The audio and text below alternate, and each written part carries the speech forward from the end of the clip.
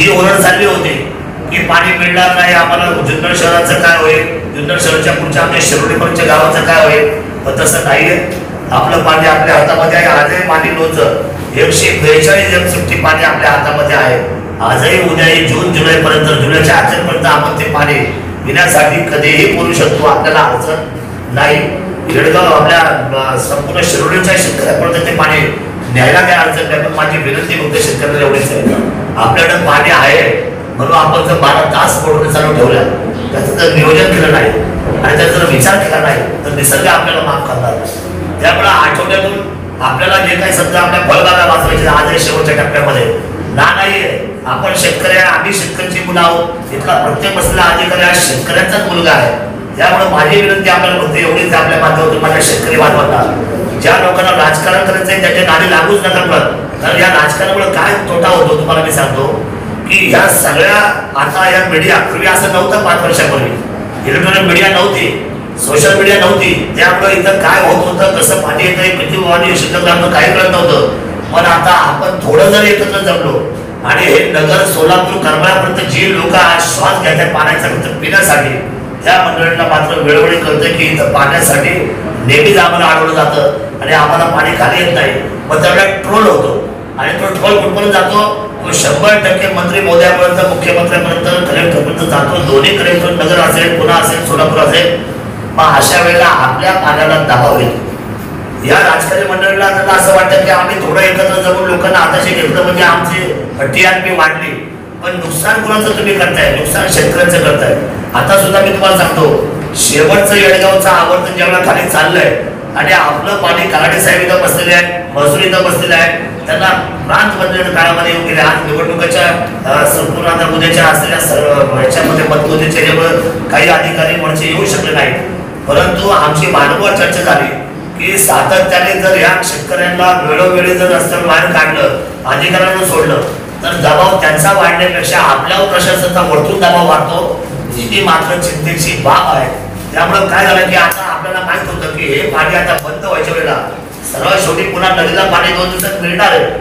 2 दिवसाची पण वाट नाही पाहिजे. एका युवा नेत्याने तिथं जाऊन असं काही समजा सांगितलं की मी आता हे पाणी सोडून दाखवतो, मला हे कळत नाही. आता एवढी जुनी माणसं 1985 पासून राजकारणामध्ये आहे.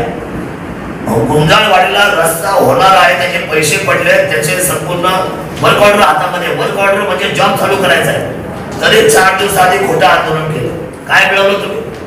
दुसरी गोष्ट की आता कालच्या पाणी डोला सुद्धा आम्ही सांगितलं एक 80 एमसीटी 100 एमसीटी पाणी जाऊ द्या.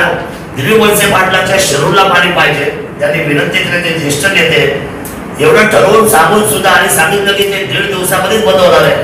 तर यांनी इशारा केला काही लोकांनी जाऊन आणि अधिकाऱ्यांवर सुद्धा त्या ठिकाणी फायरिंग केली की 2 दिवसाच्या आत जर पाणी बंद नाही झालं तर आम्ही चक्का जाऊ. हे काय पद्धत? तुमच्या पाठीमागं 20 माणसं तरी येतात का? आणि कशासाठी प्रशासनाला तुम्ही प्रत्येक वेळेला नांगव करता, कशा वेळेला प्रत्येक वेळेला तुम्ही जुन्नरवर ताशेर होताय. त्यामुळे जुन्नरचं नाव लोक कमी होतो आणि विरोधक म्हणजे कोण? गरजवंत जे नगरवाले आहे, सोलापूरवाले आहे, करमाळवाले आहे, त्या सर्वांना संधी मिळते वोट टाकायला जुन्नरमध्ये सातत्याने. आणि म्हणून पाण्याचं संरक्षण करताना तुम्ही राजकारण करू नका ही माझी इथून मागे विनंती होती. मी मधल्या काळामध्ये हॉस्पिटलाइज होतो तरी सुद्धा मी माझी बाईक तिथून दिली आणि सांगितलं की पाण्यासाठी तुम्ही काळजी करू नका. त्याचं कारण आहे माझ्या हातामध्ये आता वॉटर टेबलचा चार्ट आहे. आजही येडगावमध्ये 400 एमसीटी पाणी आपल्याला जुलैपर्यंत पोहोचेल, ऑगस्टपर्यंत पुरेल. परंतु लोकांनी मोटरीचं नियमन करून घेतलं पाहिजे. शेतकऱ्यांनी सुद्धा की 8 दिवस वापरायचे म्हणजे आम्ही 4 दिवस 3 दिवस वापरू, बाकी 4-5 दिवस आम्ही थोडंसं शांतता ठेवू. येडगावमध्ये 400 एमसीटी आणि पिंपळगाव जोग्यामध्ये सुद्धा 400 एमसीटी. मला सांगा म्हणजे एवढं पाणी आपल्याला आता शेवटच्या टप्प्यात सुद्धा आपण ठेवण्यामध्ये आपलं प्रशासन, तालुक्याचा आमदार आणि खरं तर सगळी प्रशासकीय लोक त्या ठिकाणी यशस्वी ठरलेली आहे. मला कौतुक करायचंय आणि माझ्या शेतकऱ्यांचं पण कौतुक करायचंय. फार काही पुणे आळेपट्ट्या चौकात, नारायणगावच्या चौकात, जुन्नर शहराच्या चौकात, बोलकर चौकात आले नाही. पण आता काही लोकांना आपली राजकीय अस्तित्वाची पोळी बांधायची म्हणून उगाच 5-25 लोकांना गोळा करायचं, होळी करायचं, कुठतरी एखादं जाऊन कुठतरी त्या मस्टरला हात लावायचा आणि मी वेगळं काय केलंय. पण ही धोक्याची घटना आहे, कोणी करू नये. इथं आजपर्यंत कधी पोलीस प्रशासन आलं नाही, इथून मागे आलं नाही. आता आलं तर ठीक आहे, यावेळेला फार मोठी टंचाई होती पण इथून पुढे येऊ नये. कारण का आपल्याला ही सवय नाहीये पोलिसांना बोलवायचं आणि मग पाण्याचा निर्णय घ्यायचा, यापेक्षा आपण सक्षम आहोत, आपण प्रशासन उत्तम चालवतो, त्यामुळे आपण एवढं पाणी ठेवू शकतो. आजही पाणी आपल्याकडे आहे, जून जुलैपर्यंत अडचण येणार नाही. दुसरं महत्वाची गोष्ट मागच्या काय केलं, या सगळ्या मंडळी आता परवा दिवशी जाऊन आता 2 दिवसाच्या पट्टीवर पाणी मिळणारच होतं. म्हणजे पिंपळवंडी असेल, वडगाव असेल, कांदळी असेल, जाधववाडी असेल, बोरी असेल, मी वेळोवेळी पाणी दिलं. उन्हाळ्यामध्ये सुद्धा आमच्या अधिकाऱ्यांनी 3-3 वेळा नदीला पाणी दिलं. म्हणजे सर्व लोकांना आमदार घेऊन सुद्धा एकामेकांना नगर सांभाळलं, सोलापूर सांभाळलं, करमाळा सांभाळलं, श्रीगोंदा सांभाळलं, पारनेर सांभाळलं. या लोकांना चांगलं पाणी देऊन सुद्धा भरतीच्या वेळेला आता सुद्धा आपल्या हातामध्ये पाणी, उद्या सुद्धा पाऊस लेट झाला तर आपल्या येळगावचं पाणी वडगाव, कांदळी, बोरी, साळवाडी, त्याच्यानंतर जाधववाडी, निमगाव, सावत, पारगाव, मंगरूळ यांच्यासाठी आपण आरक्षितच ठेवलेलं आहे. 400 MCT पाणी कुणासाठी आता आवर्तन संपलेली उन्हाळ्याचे पण उगाच पराचा कावळा करायचा आणि राजकारण करून आपण जुन्नरचं नुकसान का करायचं.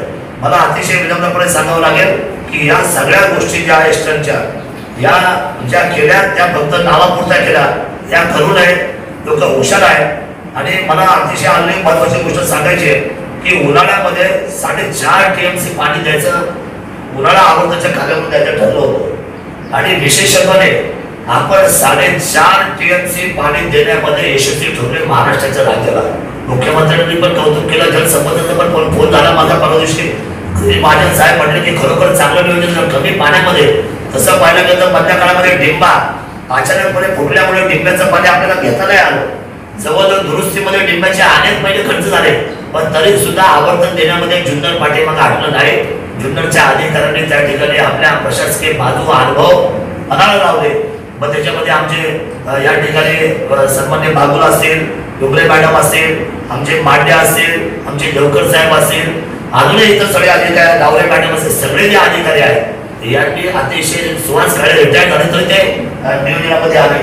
म्हणजे या सगळ्यांनी अतिशय काटेकोर पद्धतीने मनापासून काम केलं आणि कधीतरी शेतकऱ्यांनी 24 तास आपल्या सोबत पाणी असताना देखील सुद्धा ठीक आहे थोडीफार उन्हाळ्यामध्ये एक 8-10 दिवसाचा 12 दिवसाचा गॅप पडलाही असेल, नाही असं माझं म्हणणं नाही, पण तो का पडला तर तो मुद्दामून त्या ठिकाणी आपल्याला सुद्धा टंचाईच्या निमित्ताने सामुदायिक पाण्याचं महत्व कळलं पाहिजे म्हणून 10-15 दिवसाचं काही वेळेला आपण गॅपही ठेवलेला आहे.